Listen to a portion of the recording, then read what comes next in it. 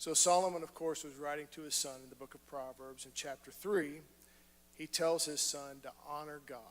Honor the Lord with your substance, with what you have, and then with the first fruits of all your increase. So I always want to make sure that I honor God first. Whatever I do, I want to try to honor God first. I say try, that's my intent, but I do want to honor God first.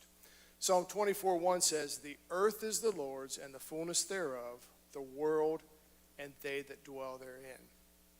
I also need to remember that everything belongs to God. I own nothing, I have nothing, it all belongs to him. I'm only a steward of what God has entrusted to me. So when I think about that as a steward, well, what is a steward? A steward is someone who manages or looks after something. Someone who is entrusted with the care, supervision, or management of something such as property, finances, or resources. So a steward takes care of something or manages something on behalf of someone else. It's not theirs, although their responsibility is to care for it as if it was. Excuse me. So if I'm a steward of what God has given to me. Then I was looking at the title of this lesson, Attacking Debt and Building Surplus. And as I was looking at that, I thought, wow, I think I know what attack means, or I know what attack means to me. And then building, I think I know what that means to me, but I'm just going to go ahead and look up the definitions. And I thought it was very interesting, the choice of the words for this lesson. So the definition of attack is taking decisive action to eliminate a threat and gain control. The desired end result is that you were in charge and not just responding to things happening to you. So taking decisive action to eliminate a threat. Very interesting. Is debt a threat? Debt is a threat. Debt is a threat. So we're going to take decisive action to eliminate it and gain control so that we're the ones making the decision, not just reacting to things that happen to us. And then building, so build means to form by ordering and uniting materials by gradual means into a composite whole, to construct, to develop according to a systematic plan by a definite process. So when you're talking about surplus, I like the word surplus. I don't know about you, but I like the word surplus. And when I think of surplus, I don't like, my flesh doesn't like the idea of gradual. To me, gradual and surplus should not go together. It should just be all at once. You know, push a button whenever I want surplus. But that's not how it works. So very interesting to me that we're going to talk about uniting materials by gradual means into a composite whole by a systematic plan. So before I start, again, even before I start studying, I like to read James 1:5. I sure hope that's not my phone. It's not. Okay, James 1:5. And I think if you could put that up on the screen. I don't know if I have it up there or not. But it just says, if any of you lack wisdom, let him ask of God, that giveth to all men liberally, and upbraideth not, and it shall be given him. So before I even start to think, how am I going to attack debt and build surplus, I want to pray this. I want to say, God, I need your wisdom and not man's. Now, God's given man wisdom. He's given each of us wisdom. And as we age and as we experience things, our natural wisdom increases. And there's a danger in that. Our wisdom can work. Man's wisdom can work. But we read in Proverbs chapter 3, if we look up a few verses up a little bit, I think it's verse 5, that says, lean not unto your own understanding. We have a tendency to go with what we know.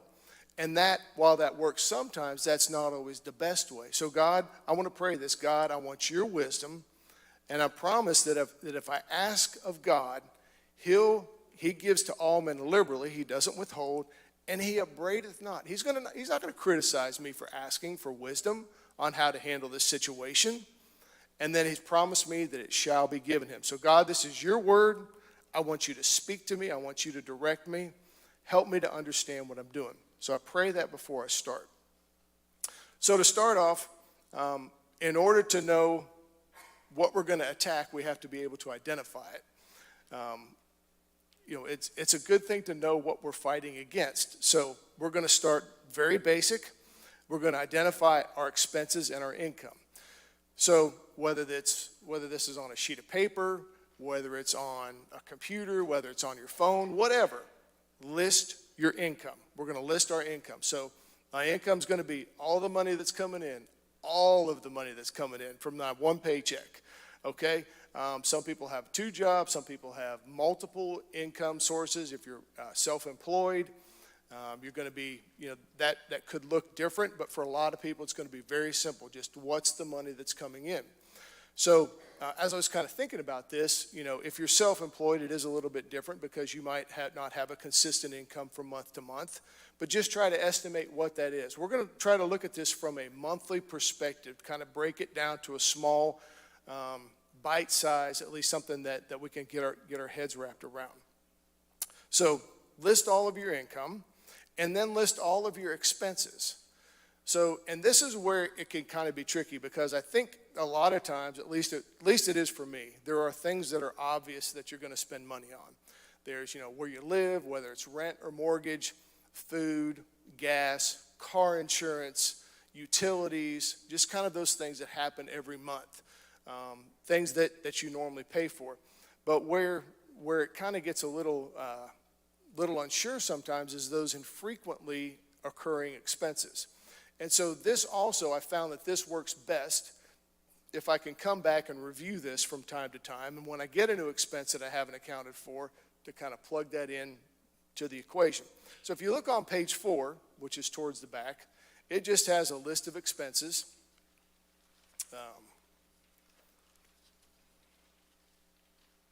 These are not earth-shattering, but there are some things in there that you might overlook. Just kind of to give an example. I know this is a very, very basic example, but just some things, different types of expenses that you need to keep an eye out for when you list your expenses. Right now, you go in the stores and everybody's got the back-to-school thing, so that's kind of in the front of your mind. But if you're doing this in February, you might not be thinking about school supplies if you have kids going to school. And you might, in the middle of the summer, you call Brother Baker to come fix your air conditioner because it's not working, and that you have that expense. Well, again, in January, you're not thinking about your air conditioner. So you got to kind of think down the road. It also helps, I found that it's helpful to take a look at a list like this and kind of add that to what I have. But it's also, I found it good to take a look at like a checkbook ledger, if anybody writes checks anymore, a bank statement.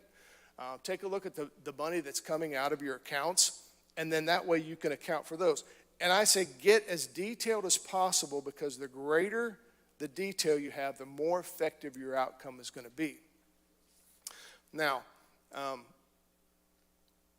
this is going to take an investment of your time. So don't look at the time spent in this exercise as an expense. Look at it as an investment. But again, make sure that you budget time to review this. You want to periodically review this and to continue to update it. The more updated it is, the more accurate it's going to be, the better your outcome is going to be.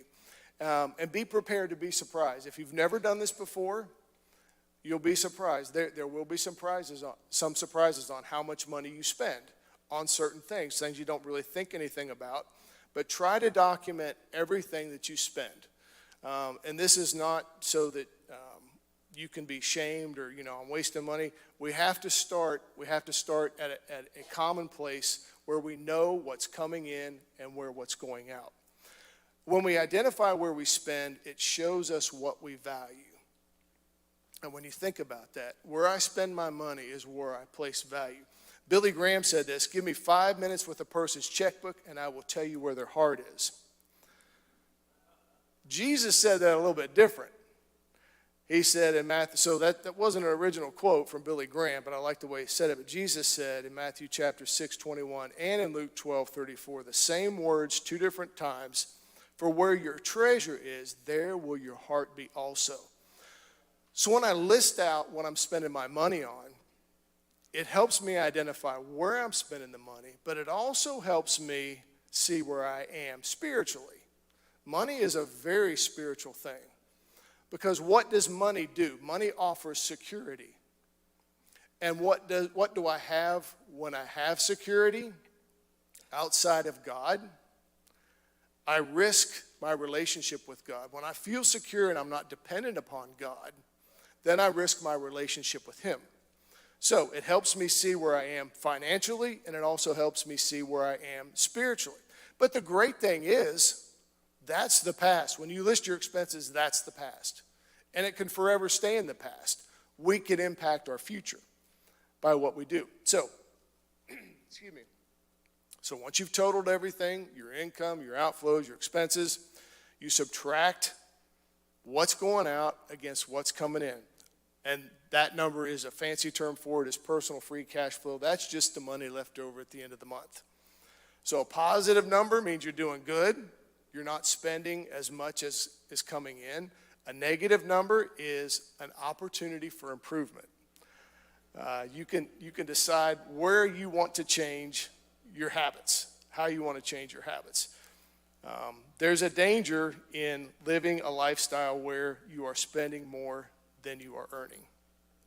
So number one, identify income and expenses. Number two, create a budget. A budget outlines your expected income and estimated expenses for a fixed period, so like monthly, yearly, whatever. You look on page 5. This is nobody's budget. This is an internet budget that I modified a little bit to let us kind of see what that looks like. If you've never done one of these, sat down and looked at your money coming in, your money going out. This person, fake person, has 2 jobs, total income of $5,000. And, you know, the first expenses, I like that to come out first, is tithe and offering. Honor God with the first fruits. Honor God with my tithe, with my offering. And then just some other items listed here, just made up numbers.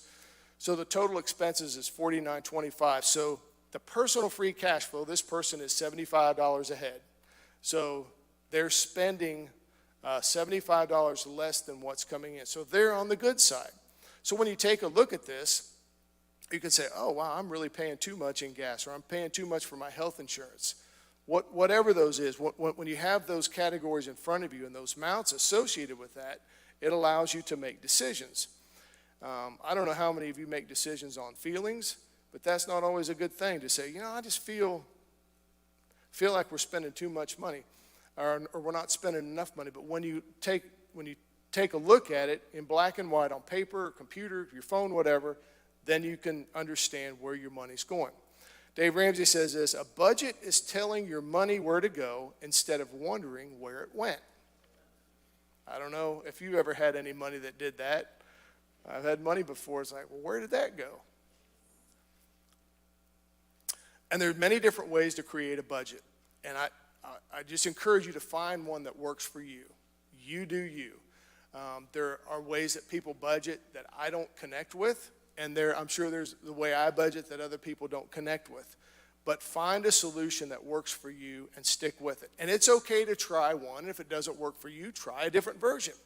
So you can start with pencil and paper and a calculator. Or if you don't even want to use a calculator, you can use pencil and paper. I've done that before. You write everything down. It gets a little messy when you start erasing and moving things around. I like using a spreadsheet, so I've created my own version in Excel, and that way I move things around, formulas, and you can see when numbers change what they look like. But that's me.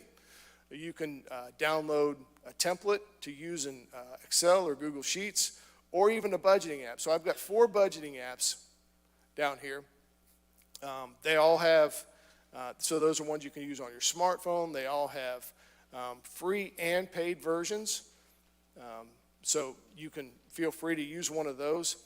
But for me personally, if I'm staring at a small screen trying to figure something out, that's hard for me to wrap my head around. So I'm not going to connect with a budget. Some people that are younger and have better vision, they're going to be drawn to that. That's what they're accustomed to. So there's no right way, right solution, or wrong solution, except when you have no solution. So if there's no budget, that's when the challenge comes. So find one that works for you and stick with it. But if you force yourself to use something you're not comfortable with, you're most likely not going to use it. So if you find yourself, you started one, again, it's okay, switch. Find something that works for you. You do you. And then number 3 is adjust your budget. Dave Ramsey says, you're not broke because you don't make enough. You're broke because you gave your income to everyone else. Interesting. You give your income to everyone else. So you've identified your income and expenses. You've created a budget, and now it's time to adjust your budget. But thinking about this, praying about this, Romans 12, chapter 3, it occurred to me that the society in which we live, before we make a budget adjustment, I need to have a mind adjustment. I need to get my mind right, my mind thinking like God before I make my budget adjustment. Romans 12:3 says this, Paul writing to the church in Rome, "For I say, through the grace given unto me, to every man that is among you, not to think of himself more highly than he ought to think, but to think soberly, according as God hath dealt to every man the measure of faith." Don't have an exaggerated opinion of yourself and your importance. Our society wants to convince us that we're not as important as we need to be, and there are certain ways to achieve that, through which they conveniently will sell you whatever status symbol that is fashionable at the time. But I'm warned here not to think more highly of myself, to remember who I am. I am a child of the King. I am his child, but I'm not to think more highly of myself than others. 2 Corinthians chapter 10, verse 12, Paul writing to the church in Corinth says, "For we dare not make ourselves of the number or compare ourselves with some that commend themselves, but they, measuring themselves by themselves and comparing themselves among themselves, are not wise." It is not wise for us to compare ourselves. And we live in a society where, again, our society wants us to measure each other by ourselves so that we can peg each other and we can compare ourselves with those that are doing as we perceive better or those that are not doing as good as we think they are. Comparison really is nothing more than a breeding ground for jealousy. That's all it is. When we compare ourselves with someone else, we make that determine in our head, am I better off than that person or am I worse off than that person? And when I compare myself and I think I'm better off, man, you talk about pride. That's a great place for pride just to step in and take a foothold. Or if worse, I think someone's not doing as well as I am, if I think I'm doing worse than someone else's, then I risk complaining and murmuring, getting into that mentality, that entitlement mentality of I deserve. God, they've got a nice car. They've got a nice house. Why can't I have that? I've worked hard. I deserve that. So I have to understand not to compare myself. And if I do want to compare myself, there's only one person I should be comparing myself against, and that's Jesus. And when you start down that path, the old song comes to mind, I've got a long way to go to be like the Lord. A long way. So our society wants us to compare ourselves with others. Dave Ramsey, one more quote from him. He says, "We spend a tremendous amount impressing somebody at a stoplight who will never meet. It makes you broke and keeps you broke." So again, I'm talking about adjusting my budget, and then I'm going to ask myself, what's my motivation in the purchase? What is the reason that I'm making this purchase? Galatians 1:10. Why do I feel like I have to have this? So I need to ask myself the question Paul asked himself in Galatians 1:10. "For do I now persuade men or God? Or do I seek to please men? For if I yet pleased men, I should not be the servant of Christ." Whose servant do I want to be? Do I want to be the servant of men, trying to impress men, or do I want to impress God? So taking all of those, I need to take a look at my budget now with the mindset of, am I making purchases that are pleasing to God? Am I spending my money, it's not my money, but am I spending the money with which he's entrusted me in a manner that brings him glory? Or is it in a manner to try to puff myself up? And don't get me wrong, there's nothing wrong. I don't think there's anything wrong with having a nice car, a car you can drive, decent, that you don't have to worry about breaking down. But it's the mindset, it's the reason behind it. Why do I Why do I have the things? Why do I spend the way that I do? So, looking at our budget now, if you have a negative personal free cash flow, you need to determine where you can make changes to free up money. Where can I decrease in expenses? So discretionary, things that I don't really even, I don't really have planned for. They're just kind of miscellaneous purchases. Amazon. Amazon is a great place to shop because you can find about anything you want. And that's another danger. You can find about anything you want. Things you need, things you don't need, things that are really neat. And, see somebody else, like, wow, I never knew you could do that. In Prime, 2-day, and if you order enough, then same day shipping, easy returns, you don't like it. All those things that can catch us if we're not careful, unawares. So set limits and firmly maintain them on discretionary impulse spending. Cut back on eating out and entertainment. I didn't say eliminate, but cut back. Again, once we have these identified and quantified, then we can make the adjustments needed. Cancel unused, infrequently used, or duplicate subscriptions. I don't know how many of you have subscriptions. I don't have many, but those can kind of add up a little bit of money over time. You don't use the app or whatever. For whatever reason, you no longer use that. Is there a free or a lower tier plan available? Review just your phone internet plan. Are there less expensive options? And then ask yourself the question, am I spending money on something that I do not have to have? Again, the choice is ours. We have that choice, how we want to spend that money. And, so is the answer to make more money? Maybe. Maybe it is. Maybe it is get another job. As long as we don't let lifestyle creep come in. Lifestyle creep is when you make more money, you spend more money. Well, I'm working 2 jobs now. I deserve to have a little bit of money, extra money to spend. When we get into that mentality, we're really not making any headway. There's a payment survey. I think I have that on your sheet. Roughly 36% of consumers who earn $200,000 or more a year were living paycheck to paycheck. Now, for me, that's hard to wrap my head around. $200,000, I think it's still a lot of money in 2025. It's a lot of money to me. Living paycheck to paycheck. And all that is they have allowed their lifestyle to expand to the level of income. So that's what we have to watch out for. And there were over 494,000 personal bankruptcies in 2024. So where can I cut back? Where can I cut back to get to a positive cash flow? So if you're already at that position or you've pulled to the negative to the positive, now you can work on paying off your debt. But before you start that, I'm a believer in this. Dave Ramsey's a proponent of it. He's not endorsing me, I'm endorsing him. Let's get that squared. But to have a $1,000 emergency fund, start so it doesn't have to be big. But what that emergency fund does is it will cover any unexpected expenses, like you got a car repair. I had a flat tire on my front of my car. I go into the shop. I need this fixed. Oh, by the way, Mr. Stewart, you need the other tire replaced too while you're here. Well, now you're trying to figure out how am I going to pay that? I didn't have that expenses. Oh, I have a credit card. You pull that out, and then we'll figure that out later. The emergency savings account, the emergency account helps you pay those bills while you're staying on track. So I would encourage you to do that before you start paying off debt.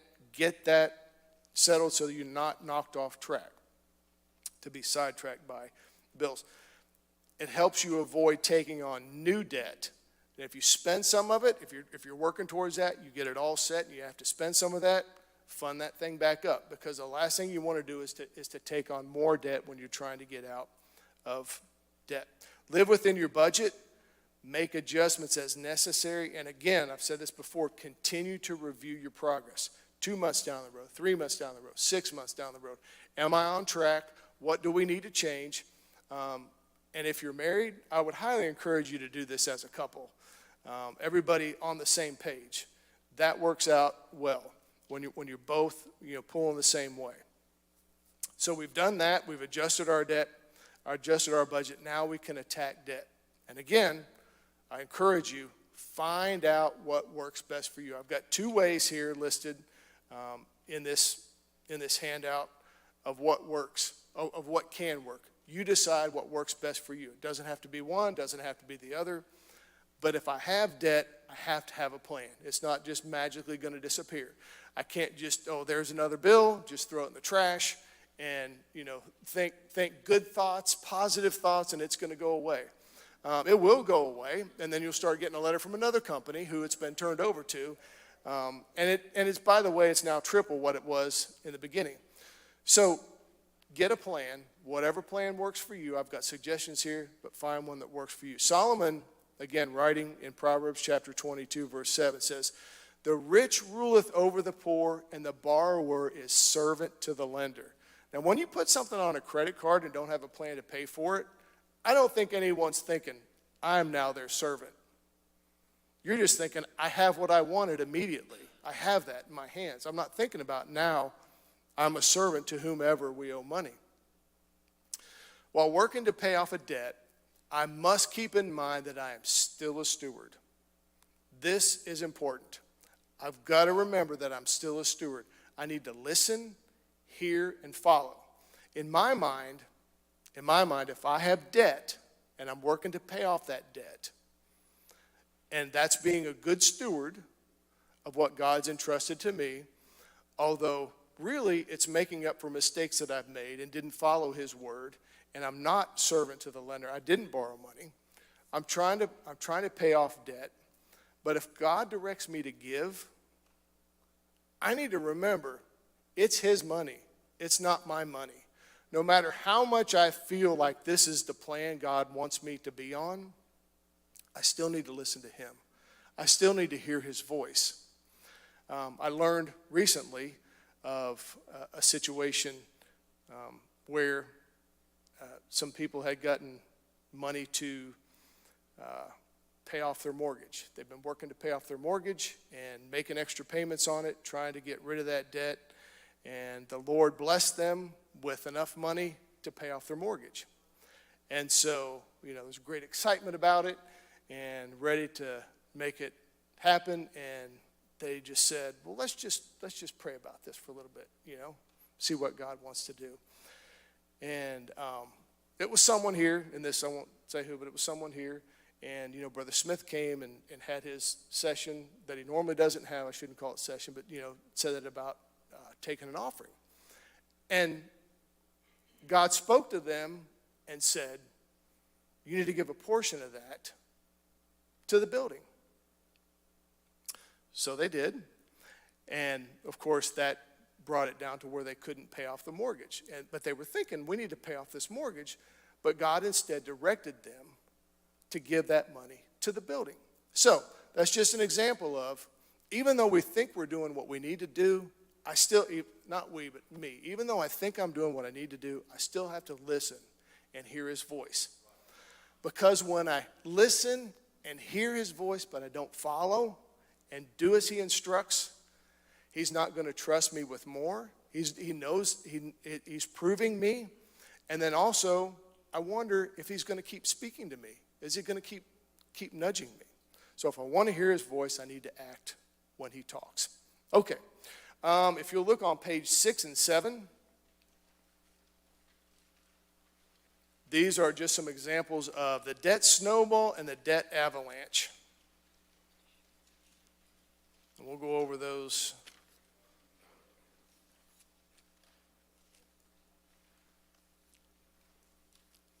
So the debt snowball and the debt avalanche are very similar. They're both just listing your debts out and attacking your debts in a very methodical fashion. So the debt snowball, and this is, so if you were to take the example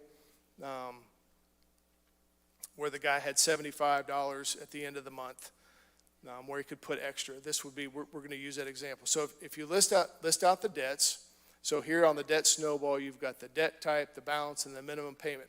You want to pay the minimum amount on the largest balances, except the smallest one. So pay the very minimum amount on the largest balances, putting all of your extra on the debt that you owe the least amount on. So in this instance, there was $75 left over, so you would pay the $150 on the car loan, the $50 on the credit card. Then you would take your $75 extra, add it to your minimum payment of $25 on your credit card A, and now you would be paying $100 a month on that. Once that card is paid off, then you would take that $100 you were paying on that first credit card, you would add that to the second credit card. So now you've got one bill paid off. Now you're paying $150, which is, by the way, 3 times the minimum payment on credit card B. You'd pay that off. Then you would take that $150 that you now have, add it to your minimum payment, and now you're making double payments on your car loan. So they call it the debt snowball because it builds momentum and motivation. So you think of it like a snowball starting at the top of a hill, small snowball rolling down, gathering snow as it grows, gathering momentum, getting bigger and bigger. So it's to kind of jumpstart you, to kind of get you off to a good start where you're putting debts under your belt and you're looking towards getting completely debt free.